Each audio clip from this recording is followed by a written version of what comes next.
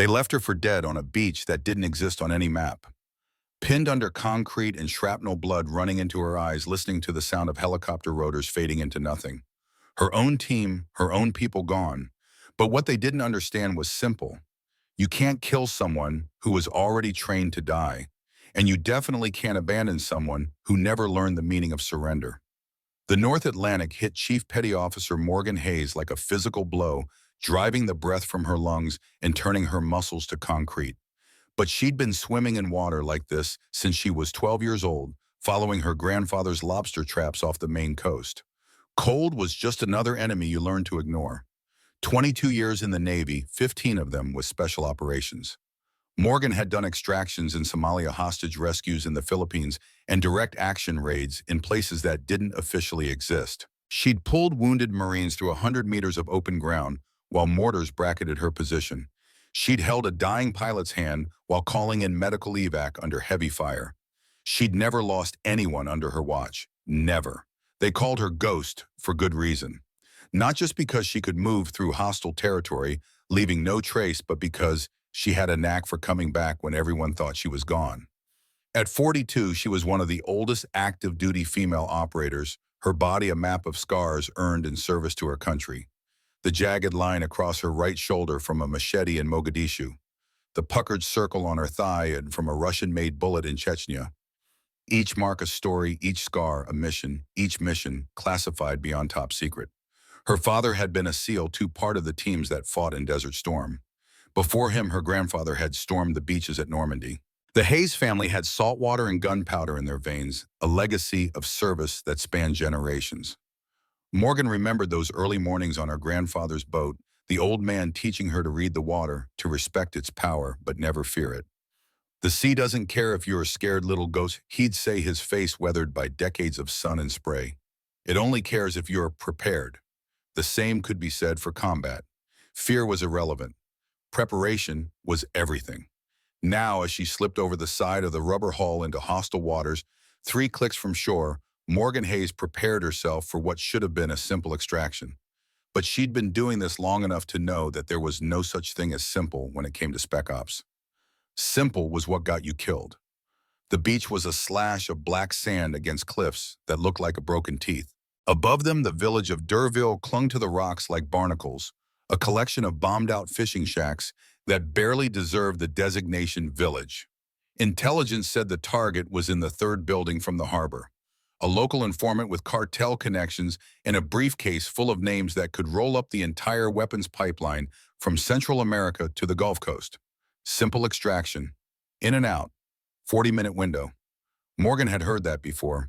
Task Force Greyhawk had been assembled for operations exactly like this one high-value target extraction under non-permissive conditions. 8 operators, the best America had to offer, led by Commander Marshall Harland. At 57, Harlan was a legend, a former Delta Force operator who had transitioned to naval special warfare after a distinguished career in the Army. 6 feet 2 inches of weathered muscle and cold calculation. His close-cropped silver hair and perpetually narrowed eyes gave him the look of an aging predator, still dangerous, perhaps more so for the wisdom that came with survival. Morgan had known him for years, ever since he'd served with her father in Iraq. There was history there, complex and unspoken. When her father's body came home draped in the flag, it was Harland who had handed her the folded triangle of stars and stripes at the funeral, his eyes never quite meeting hers. Your father was a patriot. He'd said the official line delivered with military precision. He died saving his team. Morgan had nodded, accepting the story because she had to. Because she was 27 and newly commissioned, and questioning a superior officer wasn't in her nature yet. But over the years, as she rose through the ranks and gained clearance to files that had once been beyond her reach, fragments of doubt began to crystallize. The official report said her father died when an IED detonated near Fallujah, a random tragedy in a war full of them. But random didn't explain why his personal effects, returned months later, included a thumb drive hidden in a false compartment of his watch. A drive that contained partial files about weapons shipments and shell companies connected to senior military personnel. Morgan had kept this discovery to herself, understanding instinctively that some questions were dangerous to ask, even more dangerous to answer.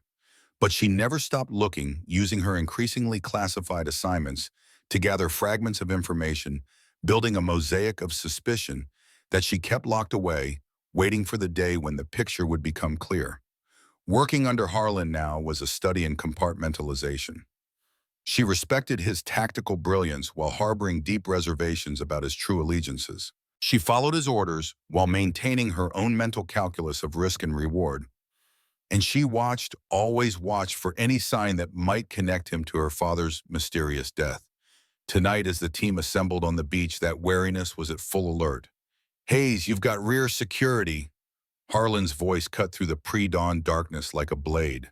No hesitation, no discussion, just the kind of order that separated operators from everyone else. The other members of the team were already in position. Technical Sergeant Liam Chen, Air Force Pararescue, the team's medical and breaching expert. His hands moved constantly, checking equipment, adjusting his kit with the precision of someone who had learned that milliseconds matter. At 35, Chen had the compact build of a gymnast and the 1,000-yard stare of someone who had seen too many last moments. Beside him, Petty Officer Miguel Rodriguez handled communications, his dark eyes scanning their surroundings as he confirmed radio frequencies. Rodriguez came from the barrios of East Los Angeles, had joined the Navy to escape gang life, and found in special operations the disciplined brotherhood he'd been searching for all along. The new guy, Petty Officer First Class Thomas Davis, barely 26, shifted nervously.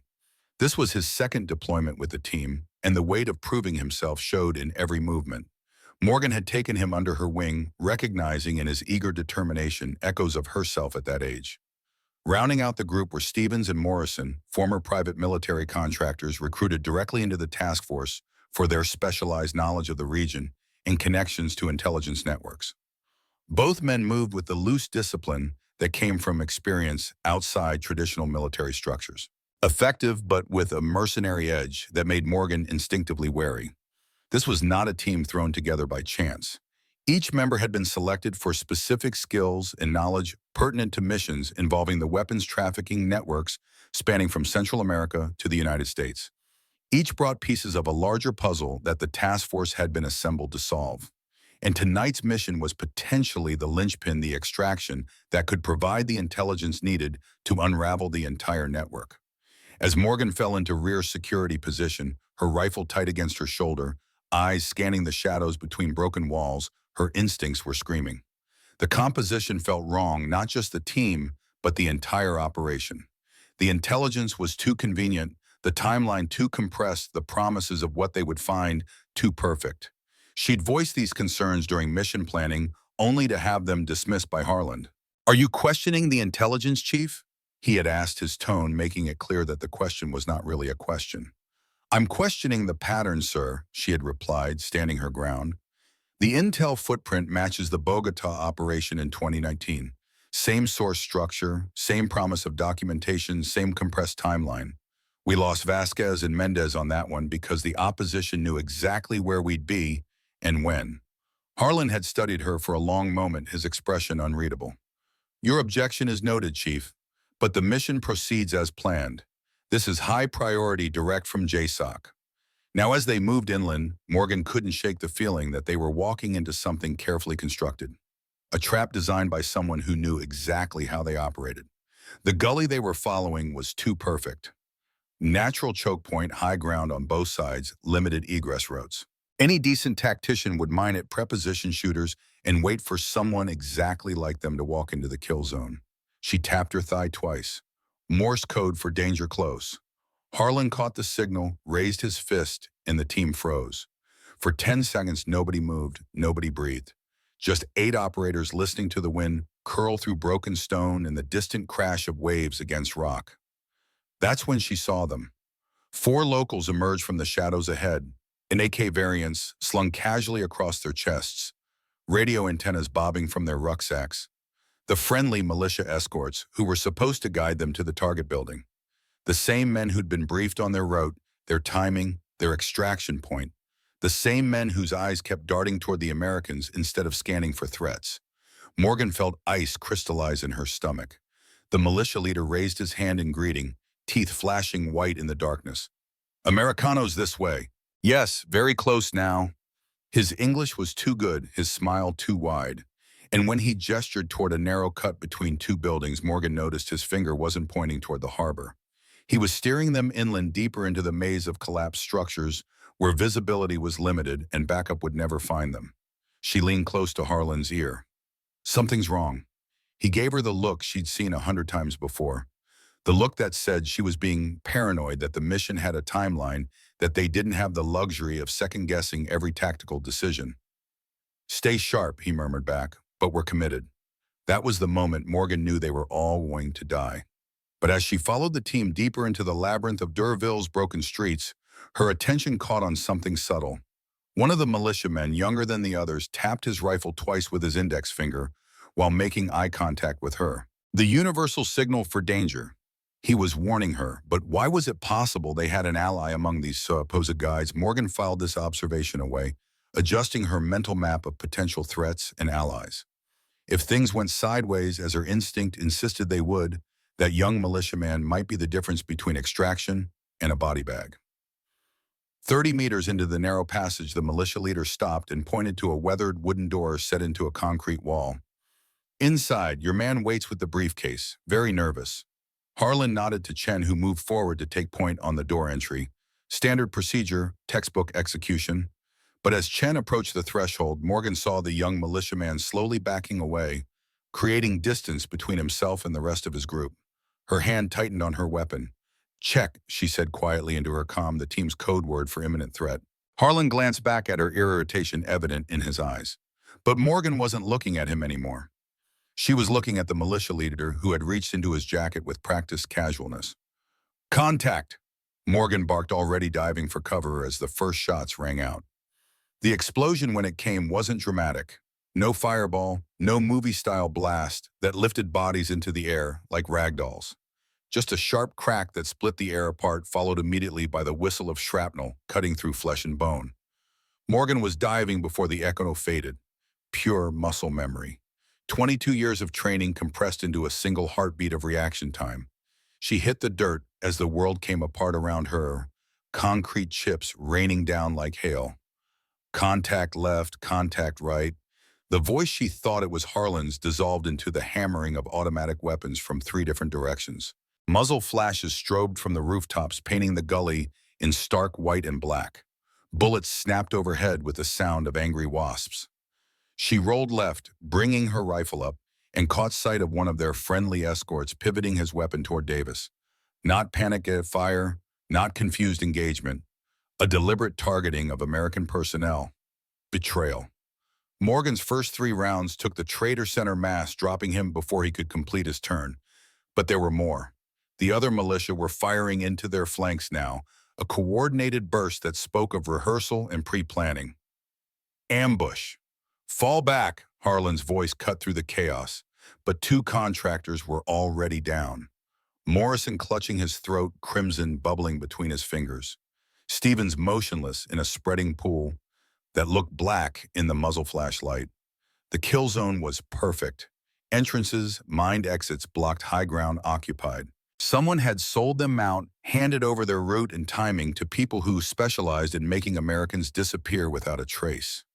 Morgan pushed up to one knee, suppressing the urge to check on the wounded.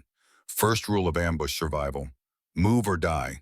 She laid down, covering fire as the survivors bounded toward what looked like a gap in the encirclement, her rifle bucking against her shoulder with each controlled burst. That's when the second charge detonated. Not under her feet, under the building to her right.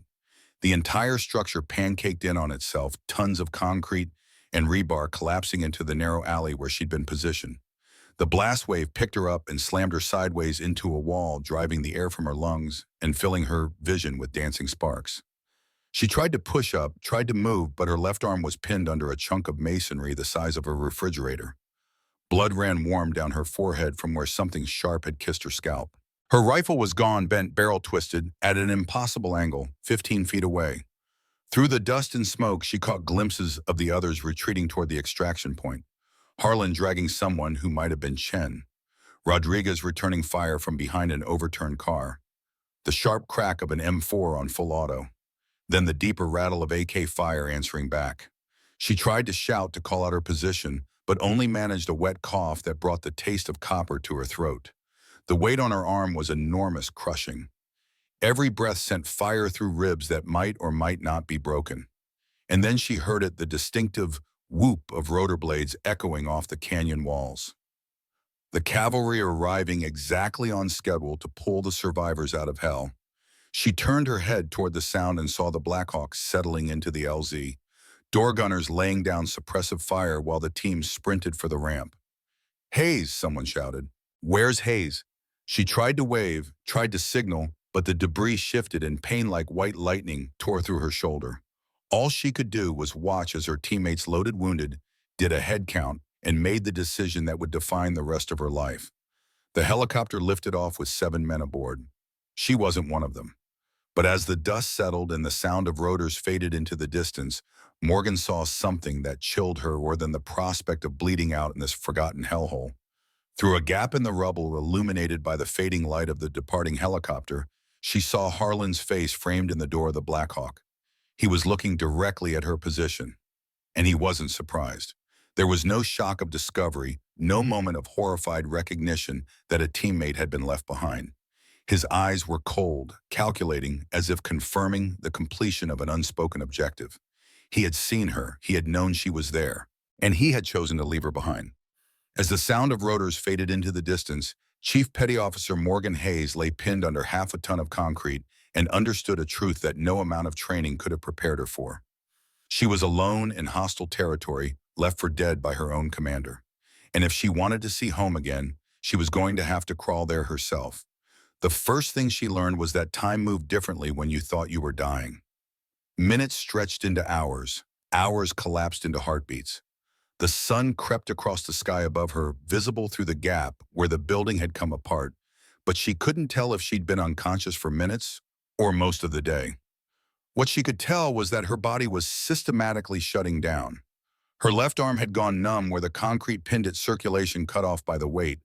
Her ribs screamed with every breath, sharp and tight like broken glass grinding together. Worst of all was the warm wetness spreading across her scalp, where something had laid her head open to the bone. But Morgan Hayes hadn't survived 2 decades in naval special operations by giving up when things got uncomfortable. She forced herself to think like the operator she was instead of the victim she appeared to be. Self-assessment first. Check the body before you try to move it. Catalog what was broken, what was working, what could be fixed with field expedients, and what would have to be endured. She flexed the fingers of her right hand, all present, wiggled her toes inside her boots. Left leg responded normally. Right one sent spikes of pain up her thigh, but moved when commanded. Her head felt like someone was driving nails through her skull, but her vision was clear and her thinking seemed straight. The pinned arm was the problem. She braced her feet against a piece of rebar and pushed, trying to shift the concrete block. It moved maybe an inch before settling back into place. Dead weight that might as well have been a mountain. But that inch was progress, and progress, no matter how small, was the difference between surviving and dying.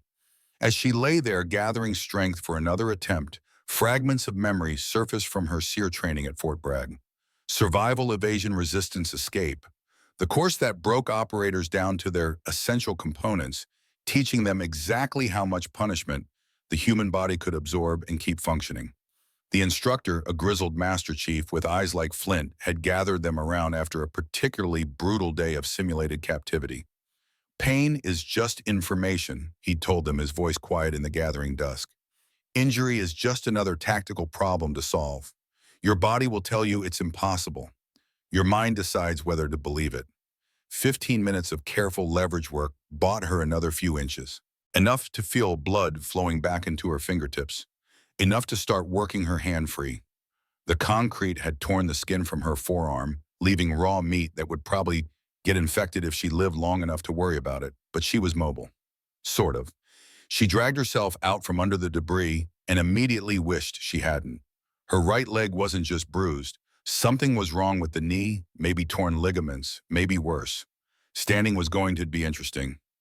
Walking was going to be agony. The gully was empty now except for spent brass and bloodstains. Her teammates were long gone. The militia had vanished back into whatever holes they had crawled out of. Even the bodies were gone, probably dragged off for identification or propaganda photos. She was alone with the sound of wind whistling through broken stone and the distant crash of waves against the cliffs. Somewhere out there, boats were heading back to their mothership. Radios were crackling with mission reports, and Chief Petty Officer Morgan Hayes was being officially listed as killed in action, which gave her exactly one advantage nobody would be looking for her. She salvaged what she could from the wreckage. Her rifle was destroyed, but she found a half-empty magazine that had been thrown clear. A field dressing from her medical kit soggy with blood but still sterile. The blade from her fighting knife handle snapped but steel still sharp. Most importantly, she found her emergency radio buried under a pile of masonry. The case was cracked and one antenna had snapped off, but when she pressed the power button, a weak red light flickered to life. Battery at maybe 10%, range limited to line of sight. But it was a connection to the world beyond this godforsaken beach. And right now, that made it more valuable than gold. She wrapped the field dressing around her torn forearm, used strips of fabric cut from her undershirt to improvise a knee brace and started moving. Not toward the extraction point. That would be watched now. Not toward the village. That was where the militia would expect her to go. Instead, she headed for the cliffs. If she was going to survive long enough for rescue, she needed high ground concealment and a clear shot at the horizon for radio transmission. The old Soviet listening post that Intel had mentioned in their briefing was still up there somewhere, probably abandoned for decades, but built to last.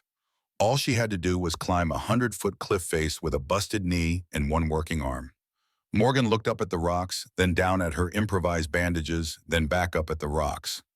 "Well," she said aloud, her voice raw but steady, "this ought to be fun." And she started climbing. The cliff face was a vertical maze of handholds and death traps, loose stone that crumbled away under her weight, and gaps wide enough to swallow a careless foot. Under normal circumstances, it would have been a challenging but manageable climb for someone in peak physical condition. These weren't normal circumstances. Every pull with her injured arm sent fire through her shoulder. Every push with her damaged leg threatened to buckle her knee and send her tumbling back to the rocks below. Halfway up, she had to stop and rest on a narrow ledge, panting like a marathon runner, while blood seeped through her improvised bandages. As she clung to the cliff face, Morgan's mind drifted to a hunting trip with her father in Wyoming, years before his deployment to Iraq. They had tracked elk through the high country, pushing themselves to the limits of endurance as they climbed above the tree line in pursuit of their quarry. 17-year-old Morgan, already selected for the Naval Academy, but not yet hardened by war, had reached her breaking point on a particularly brutal ascent. Her legs cramping, lungs burning in the thin mountain air, she had stopped defeated by gravity and her own limitations. Her father had turned back, not with disappointment, but with quiet understanding. He'd squatted next to her, his weathered face level with hers, and passed her his canteen. When your body says no, he'd told her, that's when your mind gets to vote. And mind always outranks body, little ghost. Always. Now clinging to the cliff with bleeding hands and a body screaming for surrender, Morgan cast that vote. She kept climbing because the alternative was lying down in the rubble and waiting to die. And Morgan Hayes had never waited for anything in her life. The bunker, when she finally found it, looked like something out of a Cold War nightmare. Thick concrete walls pocked with bullet holes. A steel door hanging crooked on rusted hinges. Cyrillic letters spray-painted across the entrance in fading red. Inside, it smelled like rust and rat droppings and the kind of damp that seeped into your bones and stayed there. It was perfect. She dragged herself through the doorway and immediately started working. The radio equipment was long dead stripped by scavengers or destroyed by weather, but the copper wiring was still there, coiled in the walls like metallic veins. And where there was copper, there was the possibility of communication. Her emergency radio had been built for battlefield conditions and designed to boost its signal by piggybacking on whatever conductive material was available. She stripped wire from the wall conduits, twisted it into a crude antenna, and lashed it to the broken stub of the radio's original whip. When she pressed the transmit button, she felt the faintest vibration run through her fingers. A pulse weak but detectable, maybe strong enough to reach friendly ears if they were listening on the right frequencies. She keyed the emergency code, 3 short, 1 long, the call sign for Task Force Greyhawk personnel in distress. Then she waited and waited. And finally, just as the battery indicator dropped to critical, she heard it. A voice scratchy with static but unmistakably American. "Unknown station. Unknown station. Authenticate with alternate frequency. Morgan closed her eyes and keyed the mic. Viper base. This is Greyhawk 7. Authenticate Bravo Alpha 77. Silence stretched across the airwaves. She was about to repeat when the voice came back crisp and urgent. Greyhawk 7, this is Viper base. We show you KIA as of 0600 hours. Confirm your status. Viper base Greyhawk 7 is alive and mobile. Sustained injuries during contact. Team extracted without me. I repeat, team extracted without me. Another pause. Then copy 7. Stand by for instructions. Morgan slumped against the concrete wall and let out a breath she didn't realize she'd been holding. They hadn't forgotten her. Somewhere out there, people were already working the problem, calculating distances and extraction windows and tactical options. She wasn't alone anymore, but she wasn't safe yet either. Through the broken windows of the bunker, she could see flashlights moving along the beach below.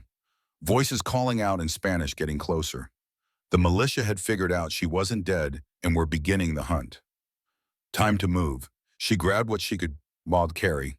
The knife, the radio, a rusty length of rebar that would work as a walking stick, and headed deeper into the bunker complex.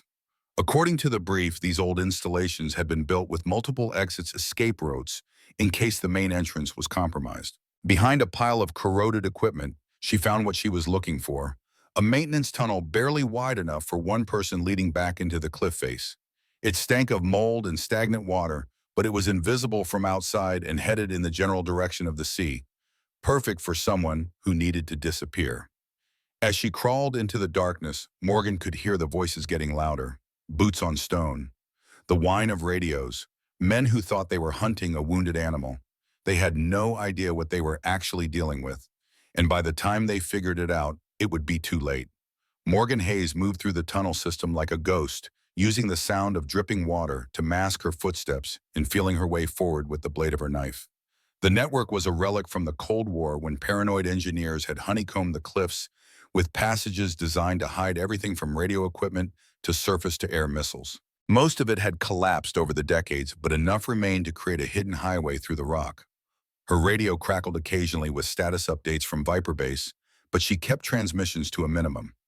Every time she keyed the mic, she was broadcasting her general position to anyone listening on the right frequencies. Behind her, she could hear the search expanding. More voices, more lights. The militia had called in reinforcements, maybe even cartel backup. They knew an American operator was loose in their territory, and they wanted her head badly enough to commit serious resources, which meant they understood exactly how much damage she could do to their operation if she made it home alive. As she navigated the labyrinthine passages, Morgan's attention was drawn to fragments of radio traffic echoing through the tunnels.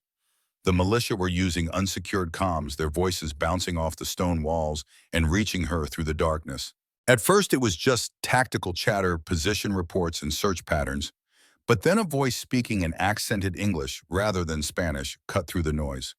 She must not leave this island alive. Eagle 6 has been explicit. No traces, no body, no evidence. Eagle 6. The designation sent a jolt through Morgan's system. That was a high-level American military call sign, not something a local militia or even cartel leadership would use. This wasn't just a routine ambush or a compromise operation. This was something else entirely. She froze in the darkness processing this new information. Eagle 6 meant Pentagon-level involvement. It meant that whatever was happening here, whatever she had stumbled into, reached all the way back to Washington. And it meant that Harlan's decision to leave her behind hadn't been a battlefield calculation. It had been a predetermined outcome. The pieces began to align in her mind, fragments of a puzzle she'd been assembling for years, without knowing its true shape. Her father's mysterious death, the hidden files, Harlan's evasiveness, and now this, a direct line between a black ops mission gone wrong and someone high enough in the chain of command to carry the Eagle designation. Morgan's mission had just changed. Survival was still the priority, but now she had a secondary objective: gathering intelligence.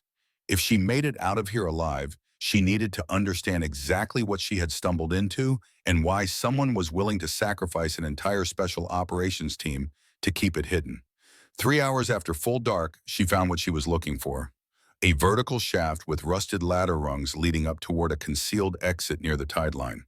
She climbed carefully, testing each rung before trusting it with her weight until she reached a steel grate covered with decades of salt corrosion. It took 10 minutes of careful work with her knife to cut through the metal, but finally she was able to push the grate aside and crawl out onto a rocky ledge 20 feet above the surf. The view was perfect. Clear line of sight to the horizon where the running lights of distant ships moved like stars against the black water. One of those ships was friendly. One of them was coming for her. She set up her radio antenna, aligned it toward the open ocean, and keyed the mic. Viper Base Greyhawk 7, I'm in position for extraction. The response was immediate. Greyhawk 7 Viper Base, we have assets inbound to your position, ETA 30 minutes.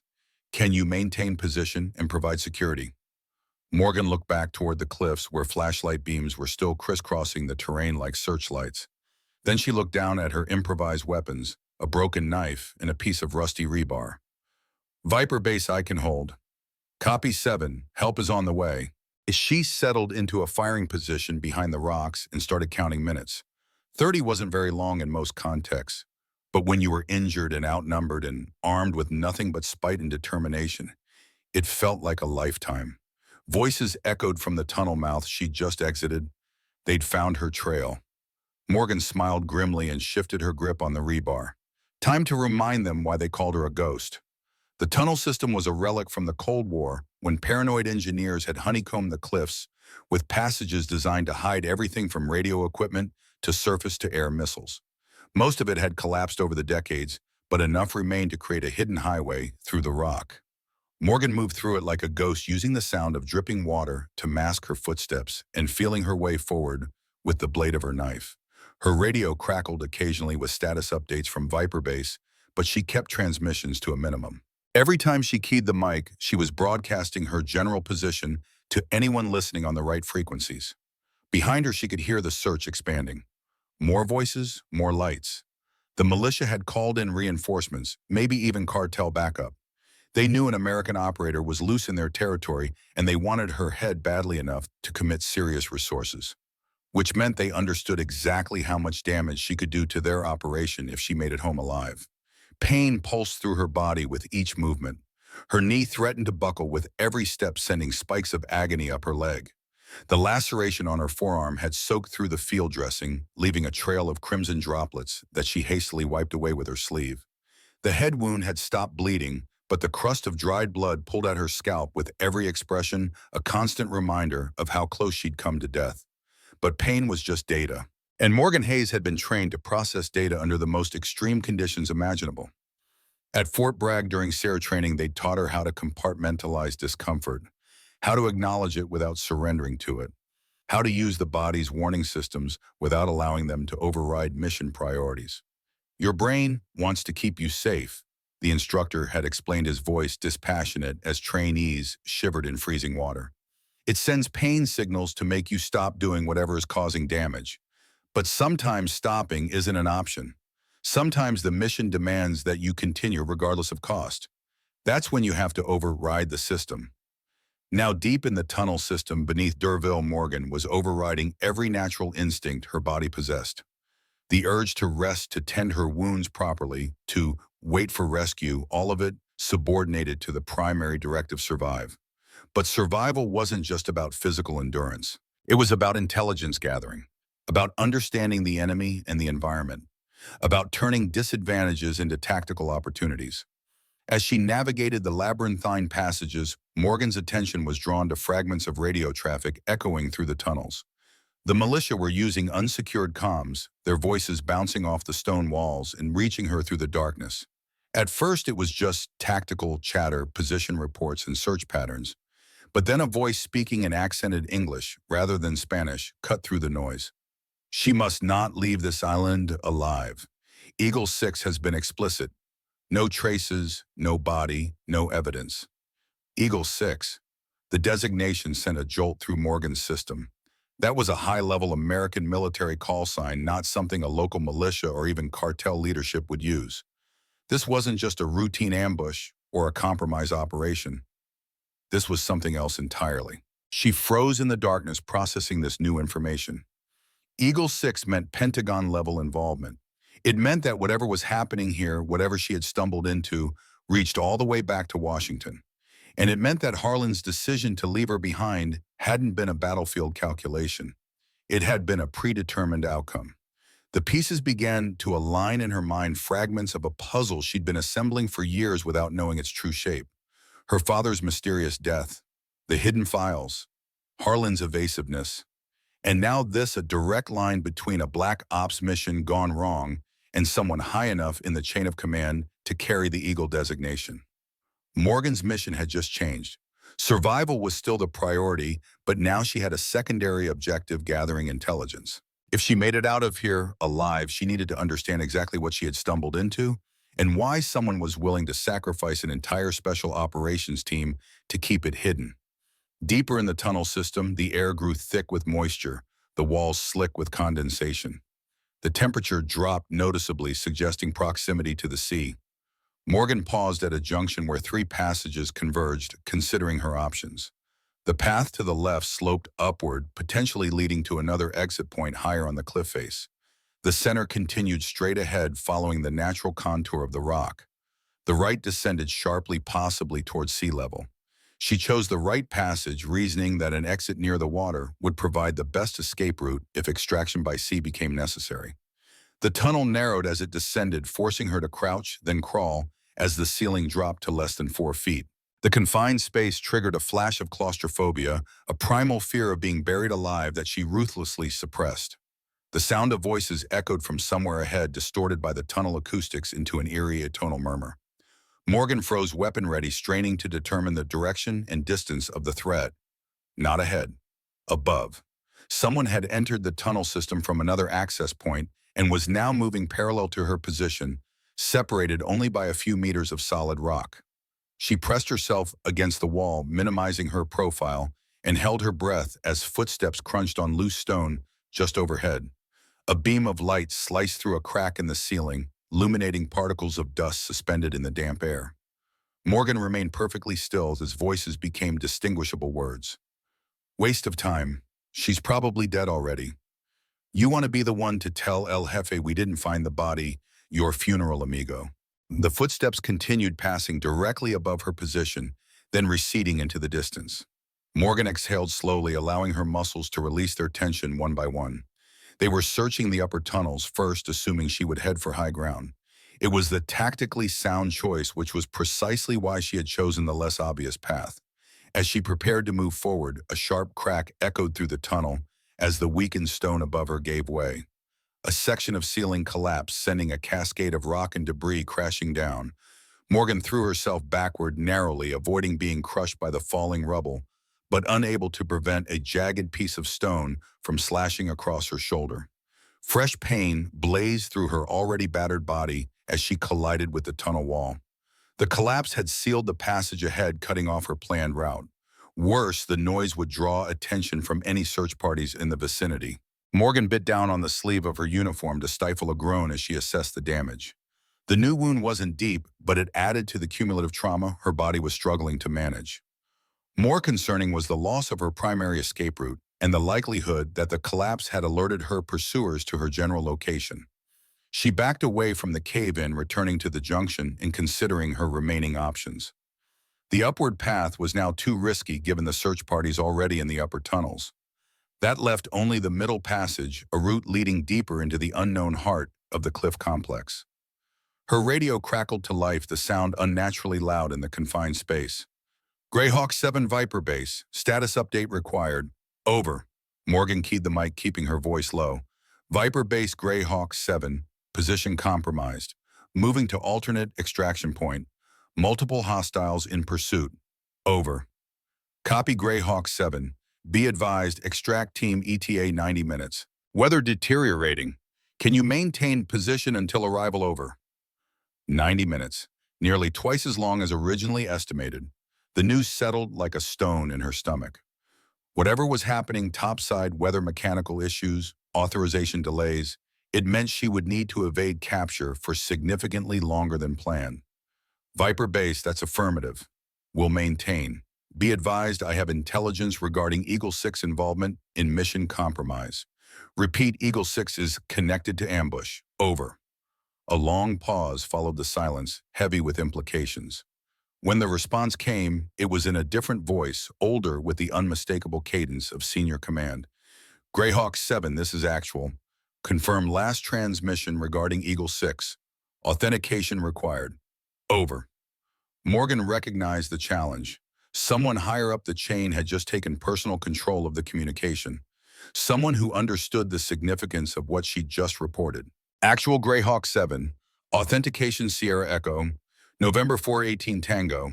Confirm Eagle 6 mentioned by hostile forces in connection with elimination of American personnel. Specific instruction was, no traces, no body, no evidence. Over. Another lengthy silence. Morgan could almost feel the tension radiating through the static. Copy all Greyhawk 7. That information is now classified Omega Black. Do not repeat. Do not transmit further. Maintain position and await extraction. Actual out. The transmission ended abruptly, leaving Morgan alone with the echo of those final instructions. Omega Black was the highest classification level in the special operations community, reserved for information that could compromise national security at the most fundamental level. The kind of classification that got people killed to protect. She had just stepped into something much larger and more dangerous than a simple ambush. And somewhere up the chain of command wheels were now turning that would either save her life or ensure her permanent disappearance. The middle tunnel stretched before her, a black throat leading into unknown territory. Morgan checked her makeshift weapons, adjusted the bandage on her arm, and plunged forward into the darkness. Whatever waited ahead couldn't be worse than what already lurked behind. The passage widened gradually as it curved deeper into the cliff face. The rough-hewn walls gave way to finished concrete, suggesting she had entered a more developed section of the installation. Faded Cyrillic markings stenciled at regular intervals confirmed her suspicion that this had once been an active Soviet facility, likely abandoned after the collapse of the USSR. Morgan's night vision had fully adapted, allowing her to navigate without additional light. The absolute darkness that would have disoriented an untrained individual was simply another environment to be mastered, another challenge to overcome. The tunnel terminated in a heavy metal door, its surface corroded by decades of salt air, but still intact.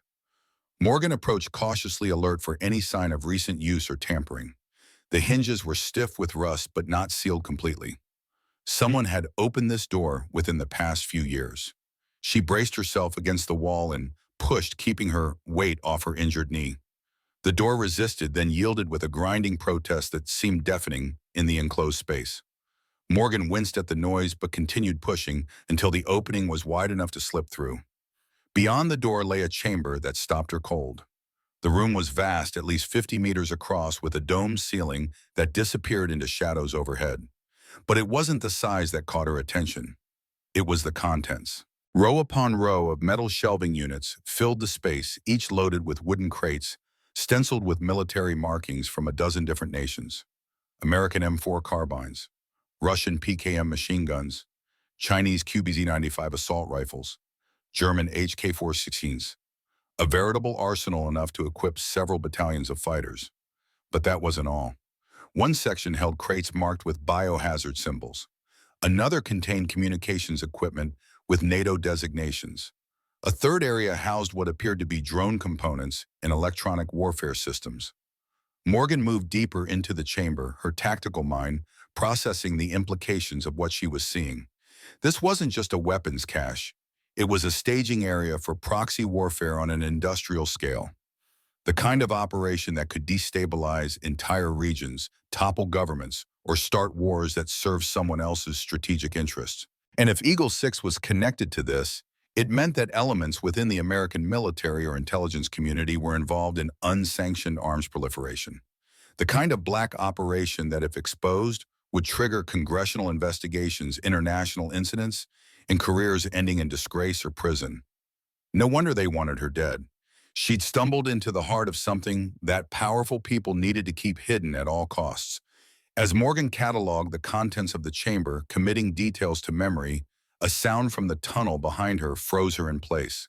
Voices growing louder, flashlight beams dancing on the walls. The search party had found her trail and was closing in. She scanned the room desperately for an exit. The main door on the far side was sealed with a modern electronic lock, suggesting it led to active parts of the facility. There would be no escape that way without the proper codes. The ventilation ducts were too small for a person to navigate. That left only one option: hide in ambush. Morgan quickly analyzed the space, identifying the optimal position for concealment and counterattack. A stack of crates near the entrance would provide cover while allowing her to observe anyone entering the chamber. She slipped behind them, pressing her body into the shadows and prepared to confront whatever came through that door. The voices grew louder, echoing off the concrete walls. Two distinct speakers, possibly more following behind. Morgan gripped her improvised weapons, the knife blade and length of rebar, and controlled her breathing, slowing her heart rate as she'd been trained.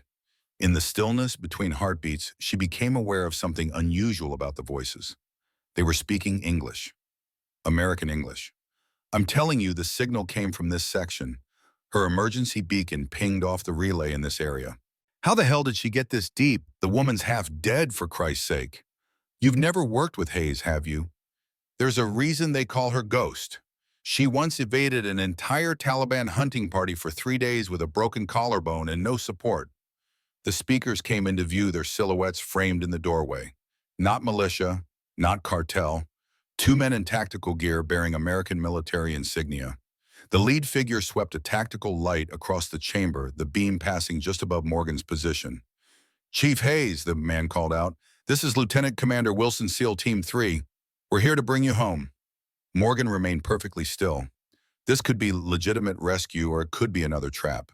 In her current position, outnumbered and injured, caution was the only viable strategy. "If you're in here, Chief, give us a sign. We're running out of time, and this whole area is crawling with hostiles." The sincerity in the voice was convincing, but Morgan had learned the hard way that deception came in many forms. She needed verification before revealing herself.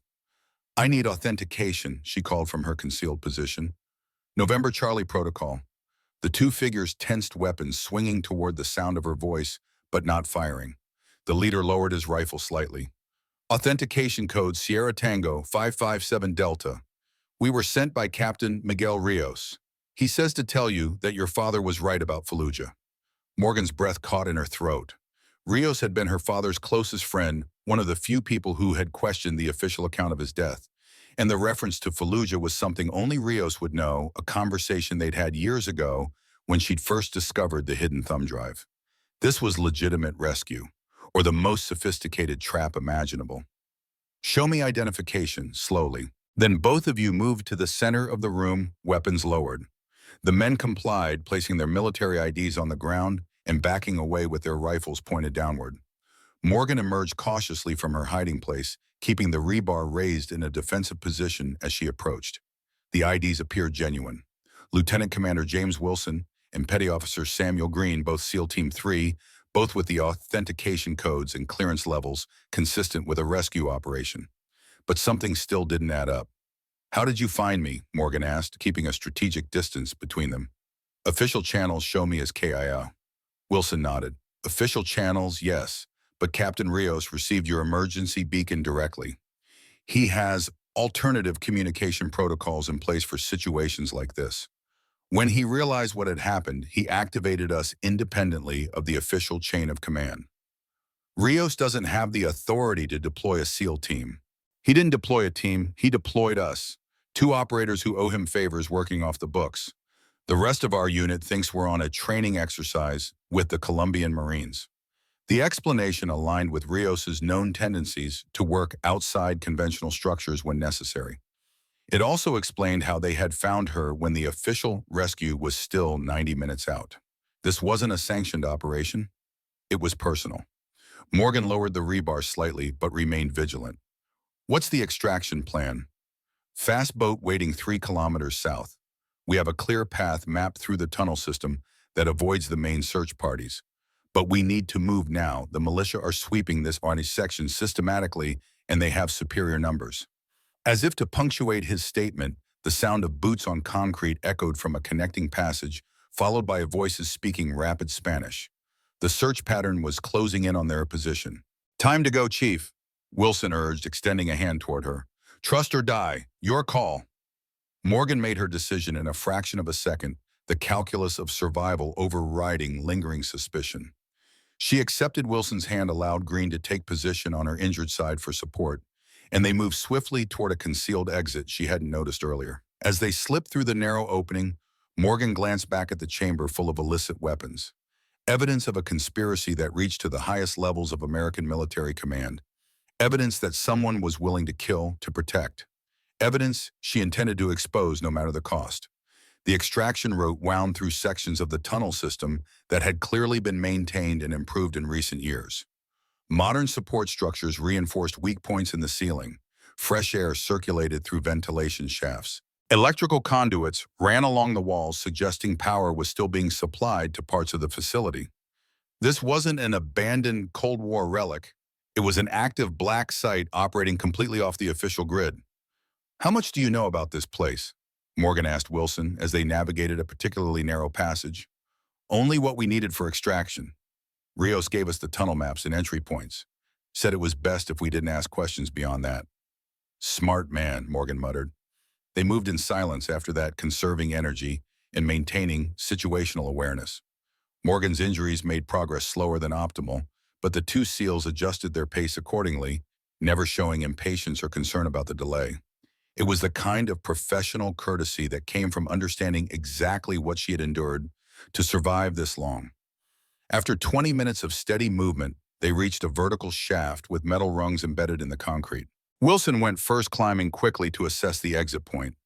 Green helped Morgan navigate the ascent, providing support when her injured arm threatened to give out. At the top, a circular hatch opened onto a secluded section of coastline, hidden from view by an outcropping of rock. The night air hit Morgan like a blessing after hours in the suffocating tunnels. The salt spray, carried on the wind, stung her open wounds, but cleared her head, sharpening her senses and renewing her determination. Ahead, just visible in the moonlight, a sleek combat rubber raiding craft bobbed in the gentle surf, its low profile designed for covert insertions and extractions. Wilson helped her down the rocky slope to the water's edge. Green maintained rear security, scanning for any sign of pursuit. The three operators moved with the synchronized efficiency that came from years of similar missions, communicating more through gesture and positioning than words. As they reached the CRRC, a figure materialized from the shadows beside it, weapon raised. Morgan tensed, reaching for her knife, but Wilson raised a hand in a calming gesture. "Friendly," he said quietly. "Our boat driver." The figure lowered the weapon and stepped forward, features becoming visible in the dim light. A woman, compact and muscular, with the weathered face of someone who had spent years in harsh environments. She wore no insignia or identifying marks, but her bearing and the way she handled her weapon marked her as military. "Chief Hayes," she acknowledged with a slight nod. "Captain Rios said you were too stubborn to die." Glad to see he was right. She extended a hand. "Lieutenant Rebecca Lawson, let's get you out of here." Morgan accepted the handshake, noting the calluses and scars that spoke of extensive combat experience. "You're not SEAL Team 3. "No, ma'am. Marine Force Recon. I'm the one who owes Rios the biggest favor." They boarded the CRRC quickly, Morgan settling in the center while the others took their positions. Lawson powered up the engine, keeping it at minimal output to reduce noise signature. The boat slid away from the shore, gaining speed as it cleared the protected cove and entered open water. Morgan leaned back against the hull, allowing herself a moment of relative relaxation as the distance between her and D'Urville increased. But the respite was short-lived.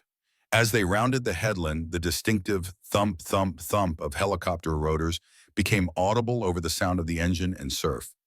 "We've got company," Green announced, pointing toward a black shape moving across the star-filled sky. "Looks like a little bird, definitely not friendly."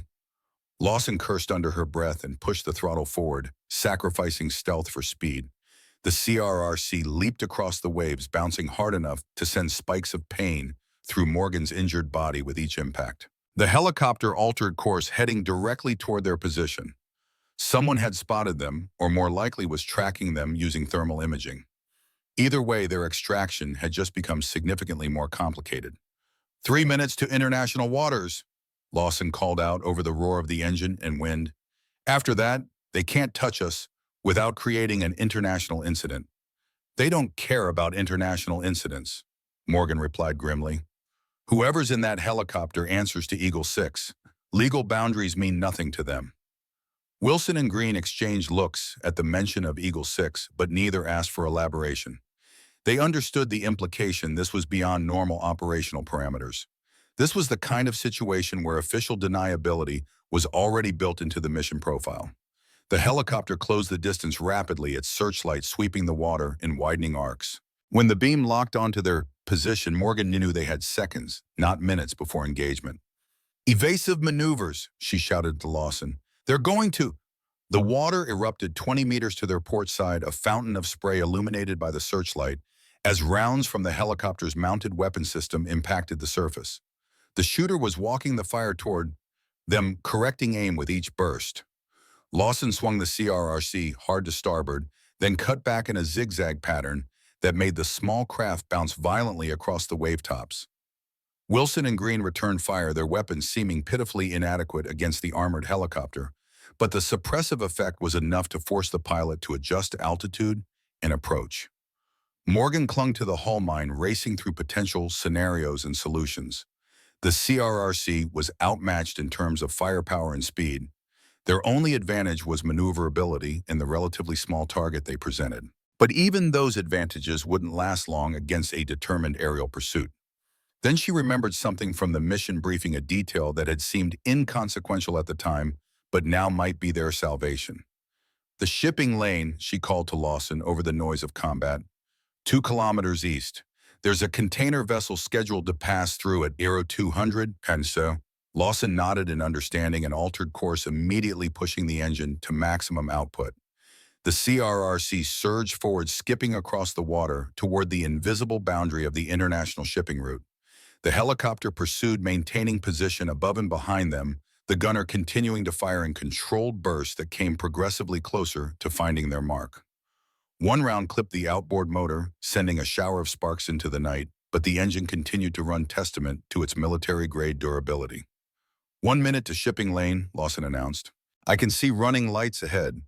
Through the darkness, Morgan could make out the massive silhouette of a container ship, its decks stacked high with metal boxes, moving steadily along its predetermined course. The vessel represented both sanctuary and risk. Its bulk would shield them from the helicopter, but navigating near such a behemoth in a small craft carried its own dangers. Lawson guided the CRRC into the shadow of the container ship, using its bulk as cover from the helicopter's line of fire. The searchlight swept futilely across the water as the pilot attempted to reacquire their position, but the contrast between the bright beam and the deep shadow cast by the ship made visual acquisition nearly impossible. "We'll follow its course for 5 minutes, then break away toward the rendezvous coordinates." Lawson explained, her voice steady despite the tension evident in her posture. "The mothership is waiting 20 nautical miles northeast." Morgan nodded, conserving her strength as the adrenaline that had carried her through the escape began to ebb, leaving pain and exhaustion in its wake. She had survived by refusing to surrender, by pushing past the limits of what her body should have been able to endure. But even the most disciplined mind couldn't indefinitely override the physical realities of trauma and blood loss. As the CRRC maintained position in the protective shadow of the container ship, Morgan felt consciousness beginning to slip away, darkness encroaching at the edges of her vision. She fought against it, focusing on the mission parameters, on the intelligence she carried, on the conspiracy she had uncovered. But the combination of injuries, exhaustion, and the rhythmic motion of the boat proved too powerful. The last thing she saw before darkness claimed her was Wilson kneeling beside her, checking her pulse with professional efficiency. "Stay with us, Chief," he urged, his voice seeming to come from very far away. "We've got you. You're going home." Home. The word echoed in her mind as consciousness faded, not just to American soil, but to the truth about her father's death, to justice for the teammates who had died in D'Urville, to accountability for whoever Eagle 6 was and whatever game they were playing with American lives. Morgan Hayes had been left for dead on a beach that didn't exist on any map, but she was coming back, and she was bringing hell with her. Consciousness returned to Morgan Hayes in fragments, the antiseptic smell of medical equipment, the rhythmic beep of monitoring devices, the cool press of sheets against her skin. She opened her eyes to a metal ceiling, the gentle vibration beneath her confirming she was aboard a vessel of some kind. Not a hospital ship, the space was too confined, too utilitarian, military but not standard Navy. She attempted to sit up, only to be halted by a firm hand on her shoulder. Easy, Chief, you've been out for 16 hours. The voice belonged to Captain Miguel Rios, her father's oldest friend and now apparently her rescuer. In his early 60s, Rios carried his age with the squared shoulders and ramrod posture of career military. The silver at his temples had spread since she'd seen him last, and new lines mapped his face, but his eyes remained the same sharp, assessing and perpetually wary. "Where am I?" Morgan's voice came out as a rasp, her throat dry from extended unconsciousness. "USS Mitchell. Technically, you're not here, and neither am I." Rios passed her a cup of water. "The Mitchell doesn't exist on any naval registry. Consider it a ghost ship for ghost operations." Morgan drank slowly, cataloging her condition as the fog of sedation receded. Her left arm was immobilized, likely surgically repaired. Bandages wrapped her torso, supporting the broken ribs. Her right leg was elevated, the knee stabilized in a compression brace. The head wound had been closed with precise sutures. Professional work, the kind only available to assets the government wanted, kept operational. "The team that extracted me," she began. "Lawson, Wilson, and Green," Rios confirmed. "Good people. They've been debriefed and returned to their official assignments. As far as their chain of command knows, they were conducting routine training exercises." "And Harland?" "The rest of Task Force Greyhawk," Rios's expression hardened. "Commander Harlan filed the after-action report listing you as KIA, body unrecoverable due to structural collapse. Your memorial service is scheduled for next week at Norfolk." The news, while expected, still landed like a physical blow. Official confirmation of betrayal, of being written off by her own commander, by her father's supposed friend. "He saw me, Miguel, before the helicopter lifted off. He looked directly at me and chose to leave." Rios nodded grimly. "I believe you. But the official record tells a different story. According to Harlan, you were already dead when they extracted, killed in the secondary explosion." Morgan processed this information, fitting it into the larger pattern she had been assembling since D'Urville. "He's protecting someone, someone called Eagle 6. At the mention of the designation, Rios's posture shifted subtly, a nearly imperceptible tensing that only someone with Morgan's training would notice. He glanced toward the door of the medical bay, ensuring they were alone, then leaned closer. "What do you know about Eagle 6? "Only that it's not a person, it's a committee, high-level, possibly Pentagon, connected to weapons trafficking and black operations in Central America, willing to sacrifice American operators to protect their operation." Rios closed his eyes briefly, a gesture of confirmation rather than surprise. "I've been tracking Eagle 6 for nearly 20 years, ever since your father died." The statement hung in the air between them, heavy with implication. "My father didn't die in an IED attack, did he?" "No, Morgan, he didn't." Rios pulled a chair closer to her bed and sat, his posture suggesting the weight of a burden carried too long alone.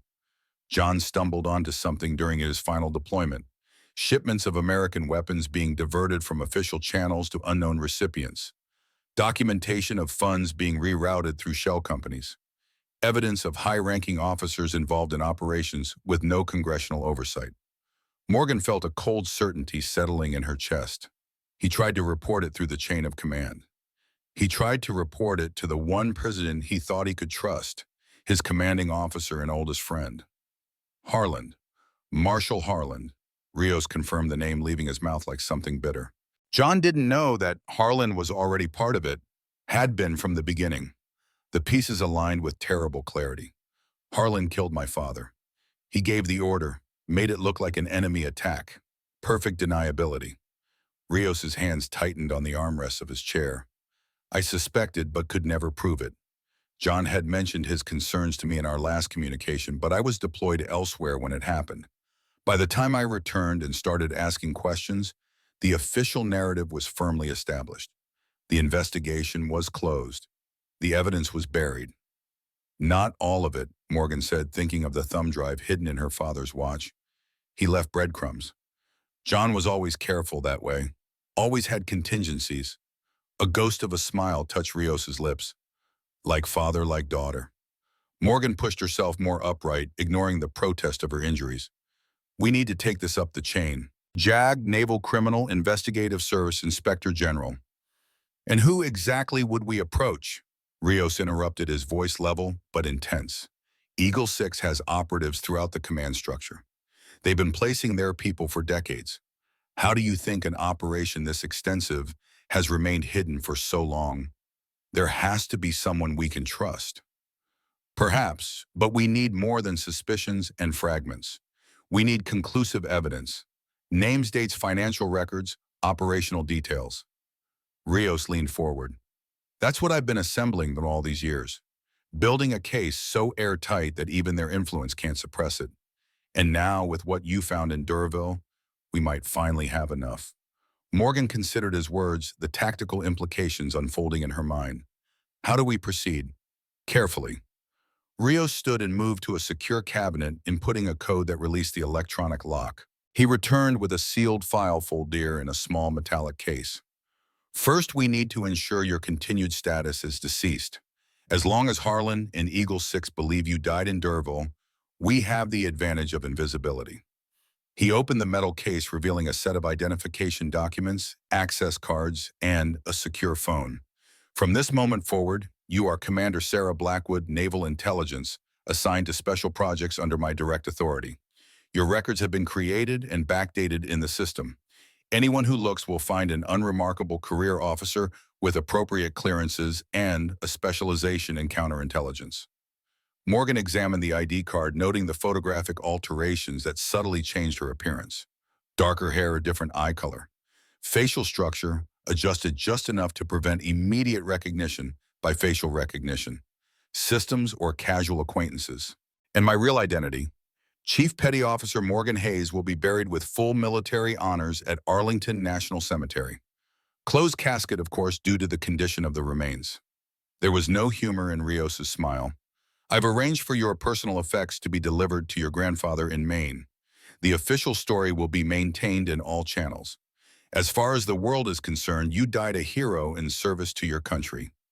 Morgan absorbed the reality of her own erasure, the strange sensation of witnessing her life being sealed away while still living it.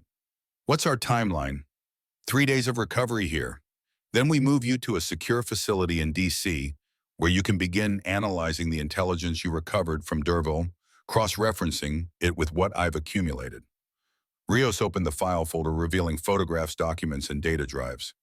Together, we're going to map the entire Eagle 6 network. Every member, every operation, every financial connection. And then we're going to burn it to the ground. And Harlan, Rios's eyes met hers, understanding the personal cost of her question. Marshal Harlan will answer for what he did to your father, and for what he tried to do to you. I promise you that. Morgan nodded, accepting the parameters of the mission ahead. She had been trained to compartmentalize, to separate personal feelings from operational objectives. But this was different. This was justice delayed 15 years. This was vindication for her father and for herself. Get some rest, Rios advised, standing to leave. Dr. Patel will be in shortly to review your treatment plan. We've got a long road ahead and I need you at full strength.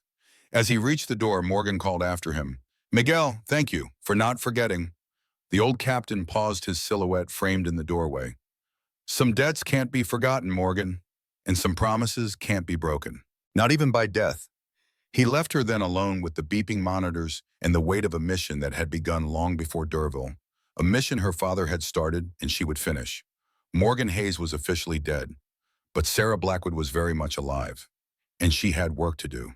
The secure facility in Washington, D.C. was located beneath an unremarkable office building in Arlington, accessible only through a service elevator that required both biometric confirmation and physical keycards. The space had the feel of a long-established operation equipment, well-maintained, but not cutting-edge furnishings, functional, rather than comfortable security measures, comprehensive, but unobtrusive.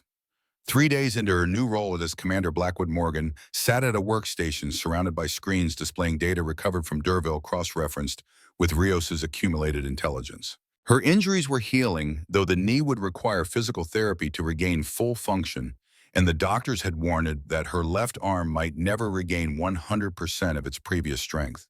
But physical limitations were secondary to the cognitive work before her. She had spent 16 hours a day immersed in the evidence, finding connections, identifying patterns, and mapping the organizational structure of what was emerging as one of the most comprehensive black operations networks in American military history. Rios entered carrying 2 cups of coffee, setting one beside her keyboard. Progress, bum. Morgan gestured toward the central screen where a complex organizational chart had taken shape. Eagle 6 consists of 7 individuals, 3 active military, 2 retired generals, 1 State Department official, and 1 defense contractor. Together, they've been running unauthorized operations in 26 countries for nearly 3 decades. Names, not yet confirmed for all positions, but I'm certain Harlan reports directly to this node here. She indicated a position near the top of the hierarchy.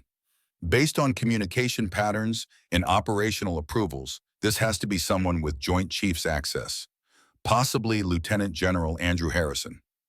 Rios studied the name, his expression grim. Harrison makes sense. He's been on a meteoric rise since Iraq, currently serves as Deputy Director of the Defense Intelligence Agency. The perfect position to control information flow, sanitize reports, and direct resources without oversight. Morgan pulled up a financial analysis on another screen. Following the money confirms it. Shell corporations linked to Harrison's family trust connect directly to these weapons shipments in Colombia, Nicaragua, and Honduras. What about the operational side? Who's running the actual movement of materials? That's where it gets interesting. Morgan brought up satellite imagery showing the facility beneath D'Urville. This isn't their only depot. I've identified similar installations in 7 countries, so all using the same architectural signature that all officially listed as abandoned Cold War facilities. She cycled through the images: a former radar station in the Balkans, a communications bunker in North Africa, a weather monitoring post in Southeast Asia, each repurposed to serve as a node in a global network of illicit arms distribution. They're creating proxy armies. Rios observed the implications dawning in his voice. Arming selected groups to advance American interests without official sanction or oversight. More than that, Morgan corrected. They're manufacturing conflicts, creating instability in regions where American intervention can then be justified. It's a self-perpetuating cycle arm. The insurgents wait for violence to escalate, send in official forces to restore order, gain the strategic positioning or resource control in the process. Rios absorbed this analysis, the decades of suspicion, now confirmed with hard evidence. This is bigger than I imagined, even with everything I'd pieced together. And it explains why they were willing to sacrifice an entire Tier 1 team to protect it. The exposure of Eagle 6 wouldn't just end careers. It would rewrite the understanding of American foreign policy for the past 30 years. Morgan leaned back, wincing slightly as her ribs protested the movement. The question is, how do we proceed? This level of corruption can't be addressed through normal channels. No, it can't. Rios pulled up a chair, his expression suggesting he had anticipated this conversation, which is why I've spent years developing alternative channels. He withdrew a secure phone from his pocket, activated a series of security protocols, and placed it on the table between them. I have a contact in the office of the chairman of the Joint Chiefs, someone who operates outside the normal command structure, tasked with identifying exactly this kind of systemic corruption. Their code name is Keystone. Can they be trusted?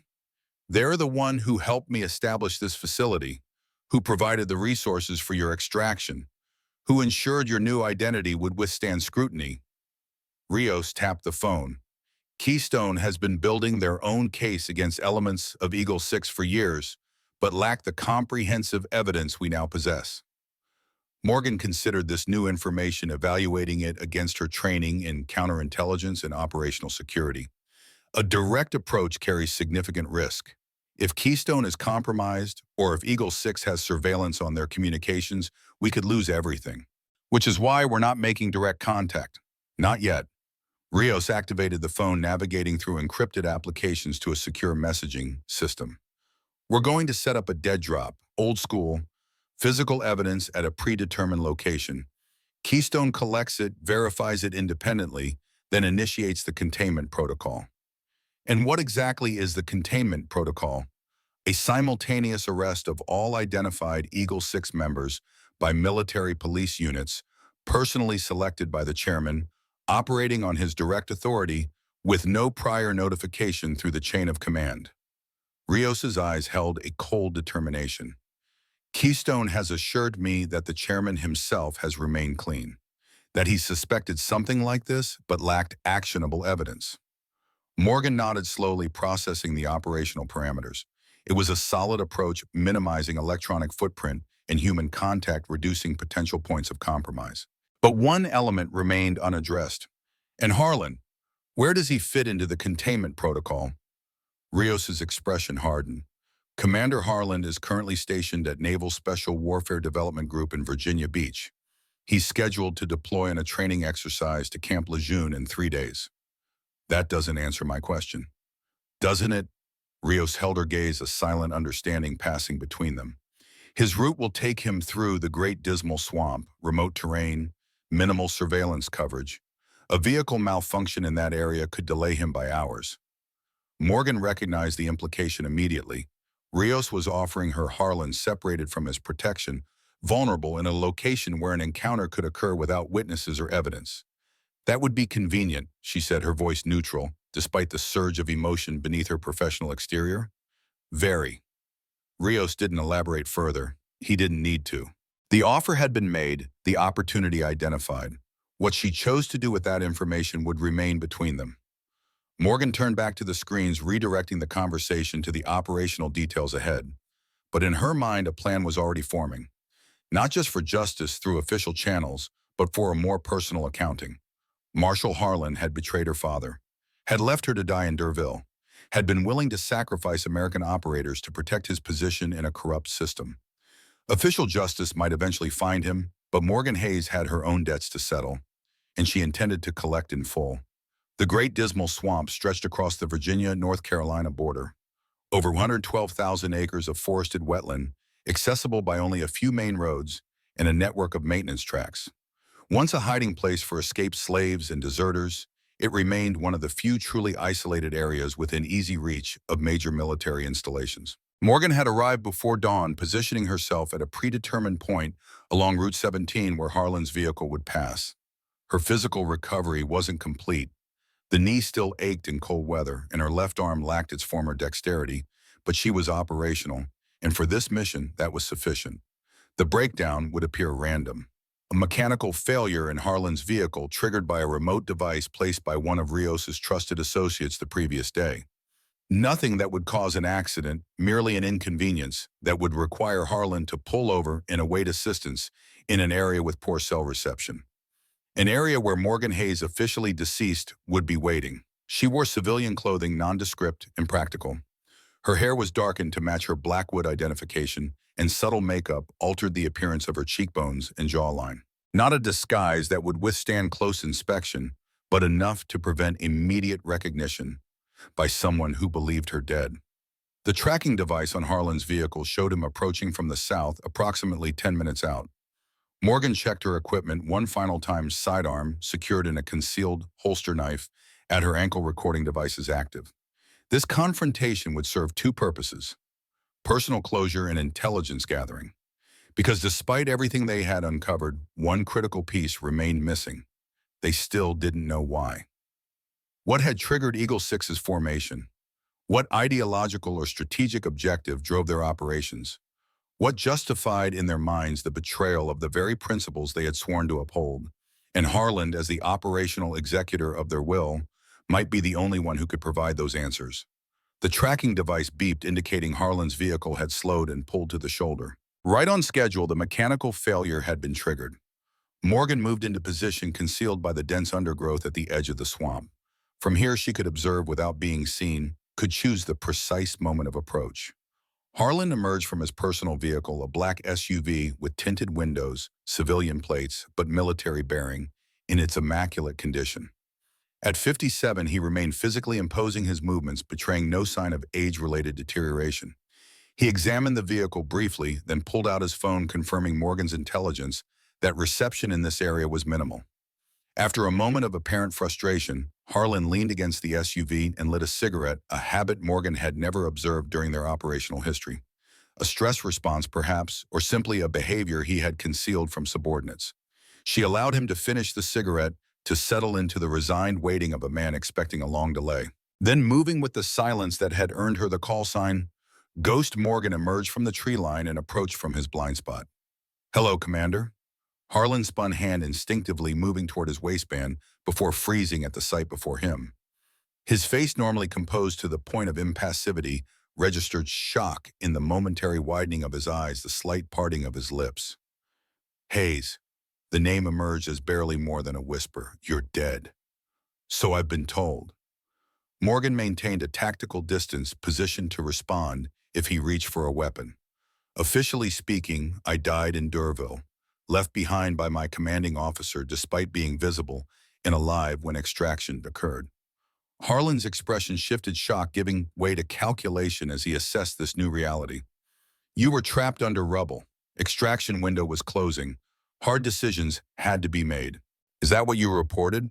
A tactical decision based on operational parameters? Morgan took a step closer, close enough to see the pulse jumping in his throat. Not quite accurate, is it? You saw me, you made eye contact, and you gave the order to leave anyway. What do you want, Hayes? Harlan's voice had regained its authoritative edge, the momentary lapse controlled. If you're looking for an apology for prioritizing the mission over a single operator, you won't get it. That's the job.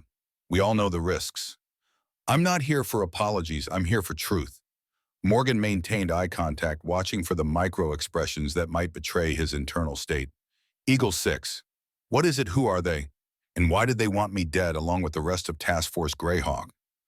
The name registered visibly, a tightening around Harlan's eyes that confirmed recognition. But instead of denial, he responded with a question of his own.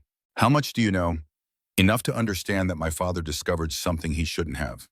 Something about unauthorized weapons shipments and black operations without oversight. Enough to know that you gave the order that killed him, made it look like enemy action. Harlan absorbed this accusation without visible reaction, his military discipline holding. But when he spoke, his voice carried a new quality, not quite regret, but something adjacent to it. John Hayes was my friend, the best operator I ever knew. His death was, he paused, selecting his words carefully, necessary but regrettable. Necessary, Morgan felt cold fury rising beneath her professional demeanor. Explain to me what made it necessary to execute an American soldier for discovering illegal activities by his superiors. You think it's that simple, black and white, legal and illegal? Harlan shook his head, a gesture of dismissal toward what he clearly viewed as naivety. The world doesn't work that way, Hayes. Not at the level where the real decisions get made. Then explain it to me. Help me understand what justifies betraying everything the uniform stands for. Harlan studied her for a long moment, apparently weighing his options. When he finally spoke, it was with the measured cadence of someone who had rehearsed this justification many times, perhaps even to himself.